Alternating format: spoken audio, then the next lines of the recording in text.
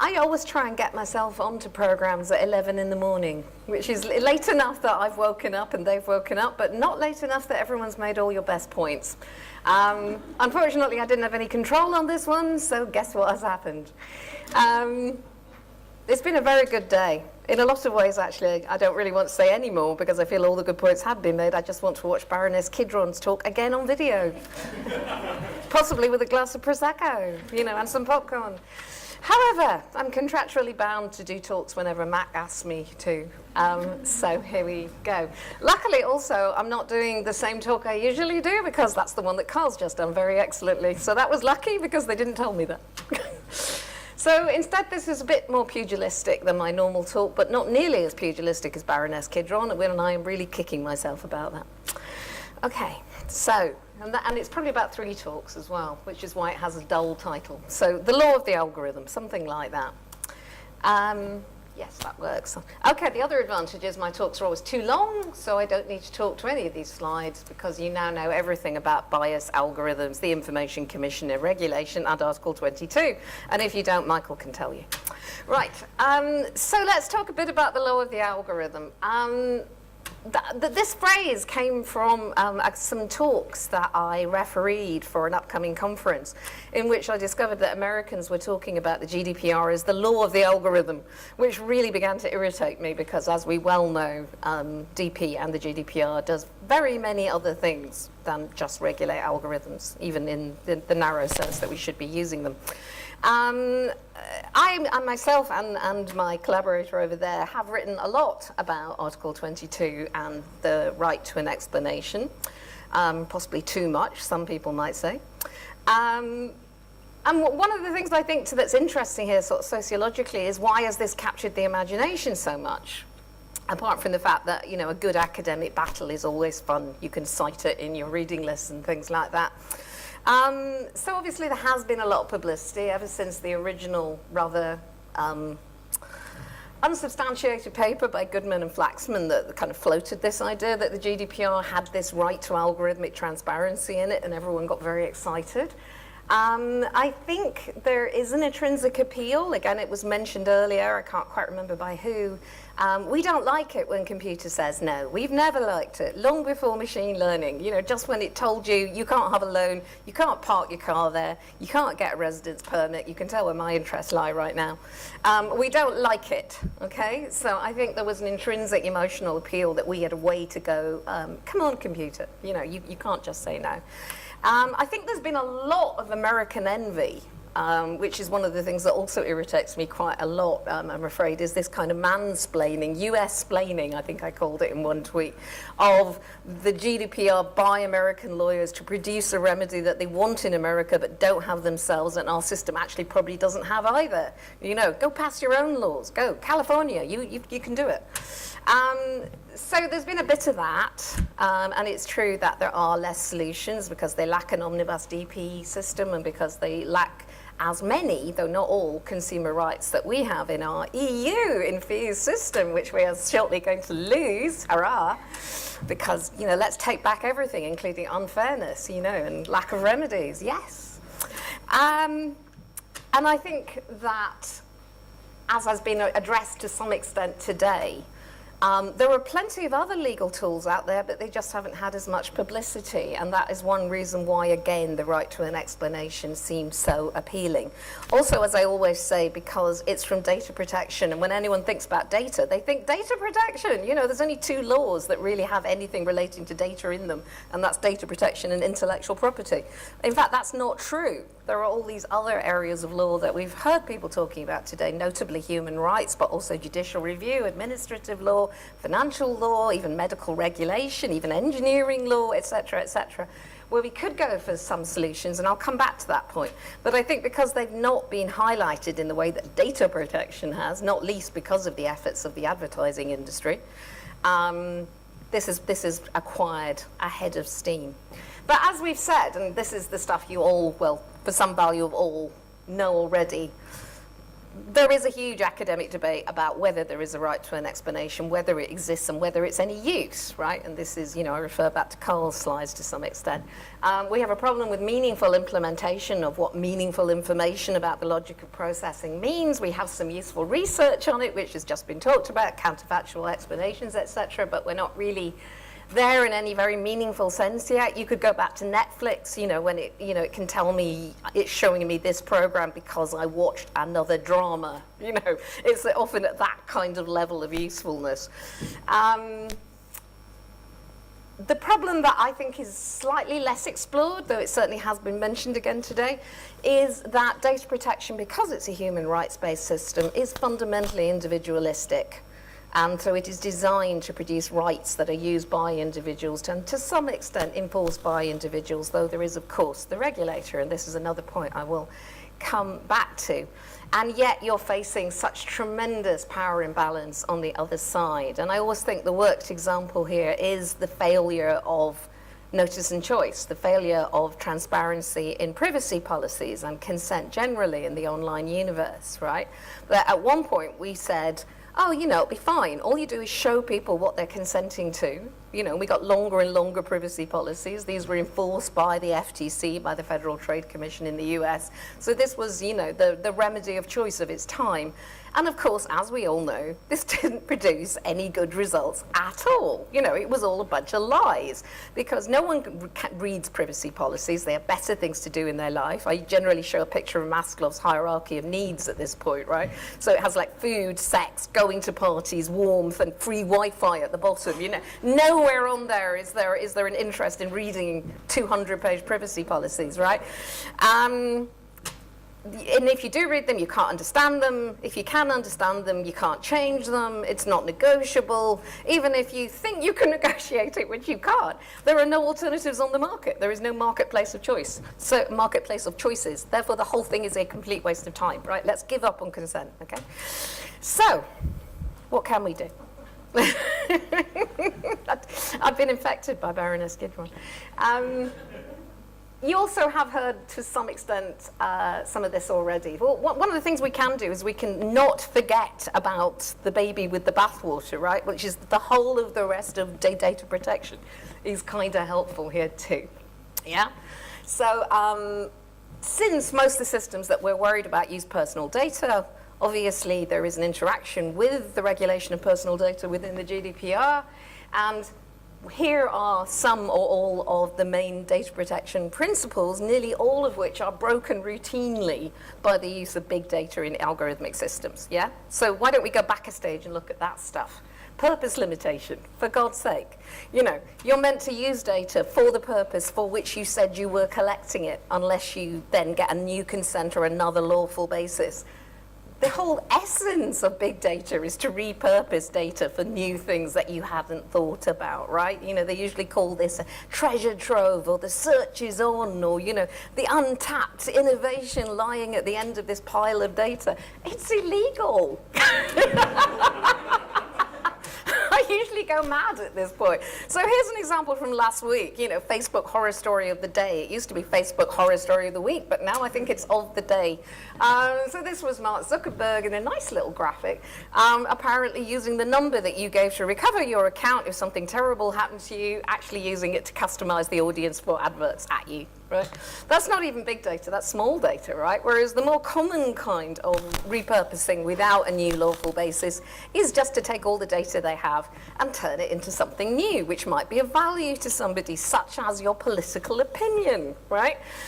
So if you go to the one on the bottom, I'm saying that another problem here that is a difficult one I give you within the DP system, and which I will happily talk about all day to the three people who care, is whether you do need an Article 9 ground, which is essentially explicit consent, unless you're a public sector, for gathering data, which then gets turned into sensitive personal data, as I am old enough to say as well, special category data, such as political opinions, right, which are special category data. So that is almost everything they collect nowadays can be turned into political opinions. Your postcode, the church you go to, the place you shop, you know, because all of these say things about your socioeconomic class, your peer group, all that sort of thing.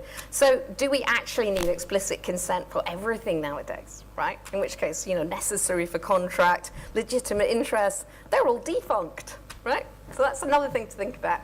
So what I'm saying is, between all of this lot, is there are a lot of data protection principles there, which are, as I always again say, essentially a good practice manual for handling data. I mean, why do we need a new set of data ethics when we have data protection, which is effectively a very well-tailored, well-negotiated set of ethics for handling data that we have evolved over, what, 40 years? You know, so just a thought for everyone who's on a data ethics advisory group now, which is probably everyone in the room. I've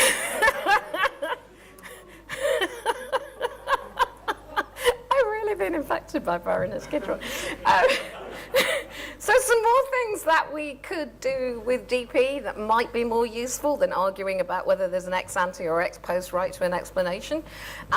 Some of these are canvassed in yet another article with Michael over there and Ruben Binns, which is a good one. I reread it on the plane, probably because I didn't write most of it.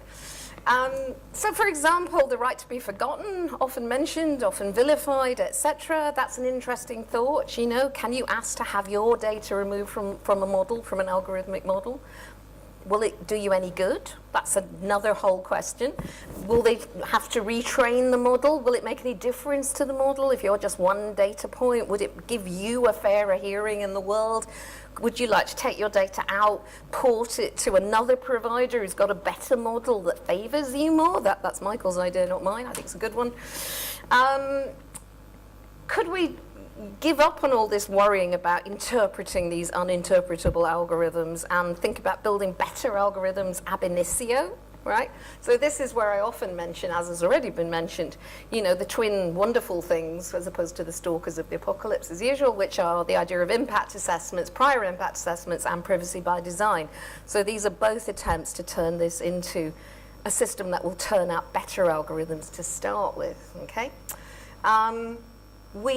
It's already been mentioned again by somebody that you can characterize a model, perhaps an algorithmic model, as the product of the group, of the group of peers whose data went into making the model. Matt looks perturbed.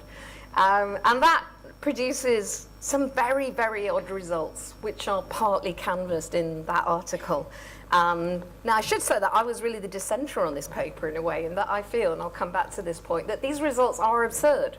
Right? If you start, which is quite an easy thing to posit, if you posit that an algorithmic model is very, very like pseudonymous data in some ways, it's like a big bunch of data where you've rubbed off the names, but you can re-identify by essentially some forms of cryptographic attack. Is that how you would call it? Model inversion, yeah, the science stuff.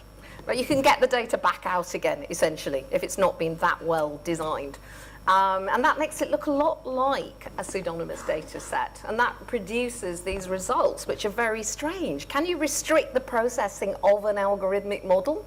If you had the right to do that, one person could bring Google to a halt. You know, and to me, as a lawyer, has some faint connection to the commercial world. You know, even I went, that's ridiculous. You know, it might produce some really rather more useful things that are a bit less absurd. Like, for example, you might be able to use the information rights that you get as a data subject to find out who your model had been passed on to, because there's a great deal of prepackaged model trading going on. I think that one's a very good one. But you do end up with these rather strange, absurd results if you apply DP in the way you can by pushing it to the boundaries. So, okay, put a pin in that. That's the point I want to come back to as well. Case study. I'm always very keen on doing case studies. So again, this was from The Guardian in the last couple of weeks. Some of you might have seen it. This piqued my interest.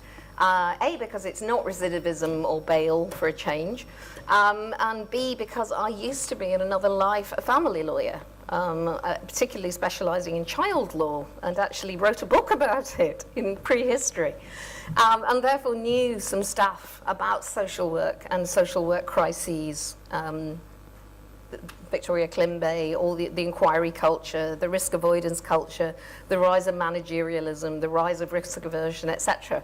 So it really kind of rang bells with me that now this was becoming the new arena for Minority Report, essentially, for pre-crime, for trying to work out what's bad thing is going to happen and stopping it before it happens, which of course has always been the job of social workers. You know, it's not like they just sit around waiting for children to be abused and then run in, you know. So this is hardly a new function. So this is working purely from the information in The Guardian, okay? So I'm absolutely prepared to say this is a straw man case study, right? There are probably people out there who will publish or have published proper articles about it that are properly researched. But from what was in The Guardian, why do we want these systems? This is an interesting point. This is a political point. This is not a legal point or a science point, right? We want these points. Predictive analytics enable councils to better target limited resources so they can act before tragedies happen. That was the quote from someone in the longer Guardian piece that was online. And I'm very familiar with that language. So we've got a few things going on there. A, we've got too much bad stuff and not enough money, and not enough social workers, and increasingly more bad stuff because austerity, because everything, because poverty, and increasingly less social workers, you know, because it's badly paid, it's a horrible job, and we're getting rid of all the foreign people who were willing to do it for almost no money, just to help matters. So we have a lack of resources, we need triage, we need to try and cut down the number of cases that we investigate, and therefore you turn to some kind of predictive solution. And again, this is not at all new within social work. I'll come to that. They have been using less automated actuarial prediction for a very long time, risk assessment, to work out which cases they should be looking at for a variety of these reasons. Because every time someone is missed, every time a child dies or is horribly injured because they were missed, there is an inquiry, there is terrible PR, and a couple of people usually have their careers and possibly their lives destroyed. So this is extremely high stakes, right? It's one of the points I kind of like to make. So there has been an overwhelming fear of risk and devotion of resources to risk. Now, in our little world, which is the people who kind of live in this room or don't live in this room, but, you know, go to these kind of things, it is very easy to fall into a kind of classic focus here, which goes, these systems will have bias. Oh my God, we must look at it in terms of fairness, accountability, and transparency. We must look at it in terms of data protection. We must look at it in terms of a right to an explanation and transparency. So you get that kind of analysis coming through, and some of that was in the Guardian report, you know. So did they use the right factors? Are they using misleading factors? Are they using factors that are merely correlative as opposed to causal? Is there an unfairness there?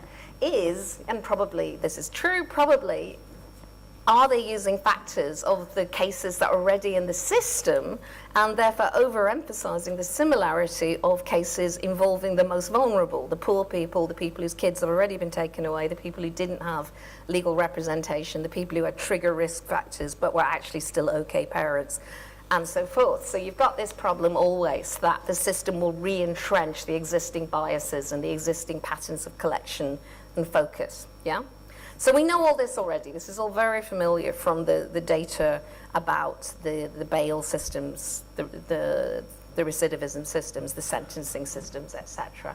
And we will have people saying, actually, even collecting the data to go into these systems is itself an invasion of privacy, which it probably is. You know, for example, they might be using, I'm not sure if this system was, but they might be using data from social media that people never expected to be used in this kind of system. And there's a whole debate there, which I had in another paper with another collaborator, about whether you have any reasonable expectations of privacy in stuff that you put out on social media, or is it completely fair game, which is certainly what the police used to think. And then we go into our well-honed routine of going, what are the solutions? We should have more attention to the factors that are used. We should have more disclosure of the factors that we use to build the systems. We should have more transparency of the model. We should have a right of explanation for everyone who's affected. We should have a privacy impact assessment. This is all good stuff. I'm not saying it isn't. However, this is where it gets more Baroness Kidron-like. Kidron-light. There is a wider critique here in which I owe a lot to people I've heard talking at things lately, like Jack Stilger, who was on this morning, like Lynette Taylor, and so forth, people from more of an STS background, which is not my background, so I'm probably getting it all wrong. But this smacks to me of techno-solutionism. which is, you know, you look for a problem that can be solved by technology, and then you have a solution. Maybe that's not the problem you should have been trying to solve, right? So with this, you know, again, here's a line from the Guardian report. They're saying, why did you build these systems? Because there are various of them. Such techniques have worked in other areas for years. Machine learning systems built to mine massive amounts of personal data have long been used to predict customer behavior in the private sector. So what could possibly go wrong? You know, why don't we do this in the public sector too, even if it destroys people's lives? Because it saves money and it reduces risk.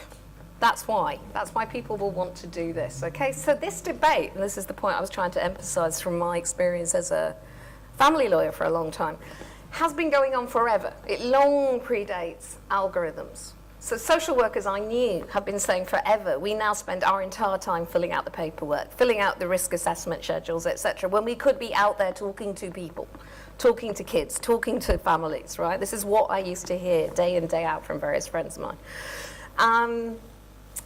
And why do they do it? Because the costs of the false positives and the false negatives are so high, which is the point I was making before, and also the impact on public trust in the entire system is so high. Every time you have one of these inquiries, less and less people will report stuff because they're terrified their kids will be taken away by the social workers, etc., etc. Kids won't be taken to hospital. There are real impacts, right?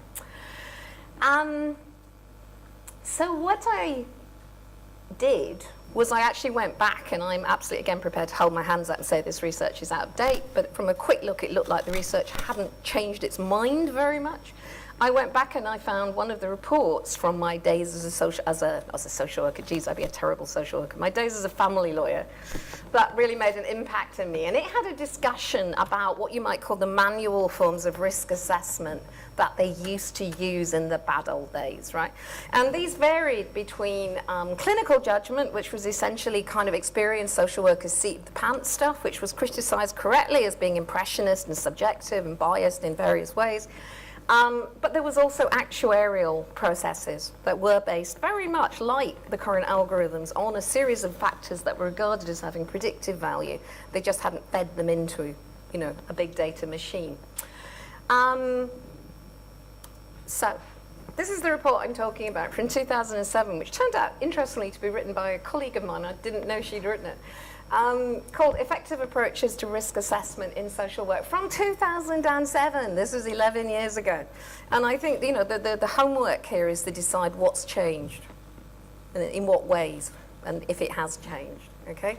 So what it says is the bits in white, and what I've kind of glossed is the bits in orange. So it said, these were its conclusions, these were its main conclusions. Most of social work's current accountability systems are reactive, adversarial, and stifle professional autonomy. Thought that was very interesting. So the social workers were finding that they were unable to actually use their expertise and experience because they were constrained by these assessment systems.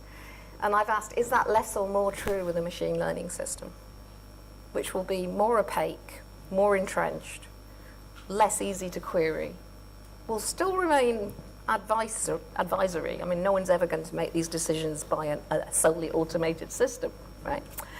Then it went on to say that social workers had little confidence in the predictability of risk assessment tools, and yet they were becoming the priority and the focus of much of their client contact.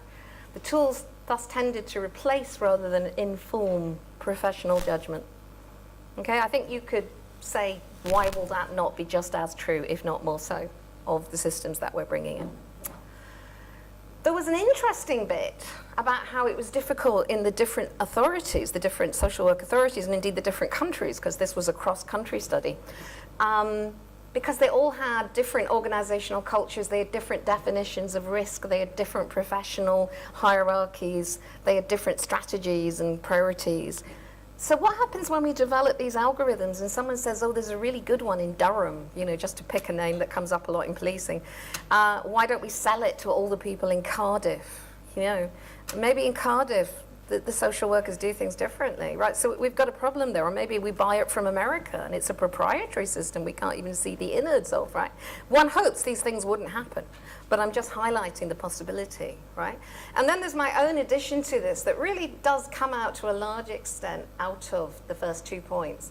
But Murray Hildebrand, who writes a lot about this stuff, makes a point quite often in respect of replacement of legal advice, to some extent, by algorithmic systems, that the lawyers will effectively become de-skilled, because they rely on the systems and because they then lack the practical experience of reasoning through all the factors themselves, they will become less able to act as a safeguard in the system, to critique the system, the algorithmic system, to contradict it, to deny it, to refuse to agree with its decision making, yeah? And I've always been a bit skeptical about that argument because most lawyers are pretty combative. It kind of goes with the territory, you know, and they're able to go and read the legislation and the cases, and there's a lot of external stuff you can turn to that won't be in the algorithmic system. So I've always been a bit skeptical. But when you start thinking about it in terms of a social work system, right, where the users are probably less highly trained, earning a lot less money for what they're doing, subject to enormous amounts of risk for what they do, you know, career-destroying, life-destroying risk. Are you going to contradict the system? Are you going to learn how to contradict the system? I'm not sure. I'm not sure. So that one really began to get to me. So anyway, back to DP, last point. No idea how long I've been talking. Yeah, so this is at least 2 talks, really. I think what I'm getting at in one word is that there are problems here that are not techno-solutionist problems. There are problems of power, there are problems of money, there are problems of politics, there are problems of austerity, there are problems of priorities, right? And these are all the things that Baroness Kidron was talking about much, much more clearly than me. But that was what was in my mind. And yet, we often are turning to focusing on the black box. And even worse, to focusing on data protection as the key to controlling, unlocking, and solving the black box. And I just begin to wonder, in a very conspiracy theory kind of way, if that suits everybody. You know, why not? Why don't we just concentrate on data protection and not worry our pretty little heads about poverty and money and austerity and Brexit, right? And my own little parochial worry there, okay, which seems actually really unimportant compared to the other point, is what will this do to data protection? Because as we try, like good lawyers, to use the tools at hand, as I always teach my students, think of law as a toolbox of resources that you can use to solve problems with. Are we stretching data protection beyond something reasonable, where it becomes absurdist? And this is what Nadia Pertova, which I'm always quoting, has called, you know, data protection becoming the law of everything. Right? Because the definition of personal data gets bigger, because, as I was saying before, it begins to look like everything is sensitive personal data or potentially sensitive personal data or reveals sensitive personal data, which is the phrase used by the European Data Protection Supervisor. And therefore we may be again restricting the ability to use data in useful ways by overextending it that way. And as I said before, it's a system essentially of individual exercise of rights, which puts incredible onus on individual data subjects, totally unreasonable onus. You would never run a consumer rights system like that. You would have an ombudsman, you would have the Office of Fair Trading, you would have all that stuff. Of course, we have a regulator.